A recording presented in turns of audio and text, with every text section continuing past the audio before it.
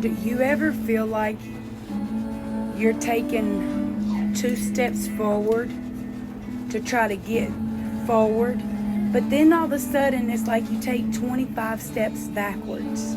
Well, guess what? All that is elevating you up to the top to who you need to be in Christ. Sometimes it's not always the devil tempting us.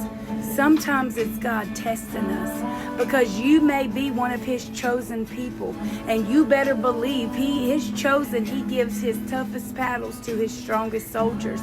What if you are one of them chosen people? What if you are one of them soldiers?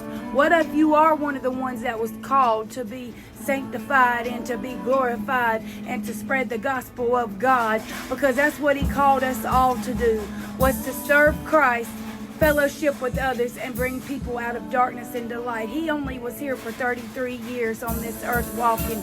He's told us in his word that we can perform more miracles than he did through Jesus' name, long as we seek him, we're obedient and faithful. So remember, there's nothing too big for God to handle. I don't care what's going on in your marriage right now. I don't care what's going on in your relationship. I don't care what's happening to you and your children right now. I don't care about none of that. But what I do care about is seeing you happy and seeing that the Lord is for you, and that the Lord can heal you, and that the Lord can sustain you. And he is worthy to be called on, and you are worthy to be called, and you are that child of God that the Lord loves, and there's nothing too big for him to bring you out of. I don't care about your finances, because baby, let me tell you about your finances. God's getting ready to bless your finances and blow your mind. You're already a millionaire in Christ, and because of that, and because you're faithful to him and obedient to him, he's going to provide all of your needs. So don't you ever have to fear what God is going to do for you, because when you are walking with him, you've got no fear. He tells us, do not be afraid. He told us to walk in faith and not by sight. He told us that the Lord is on our side. We shall not fear what man can do to us.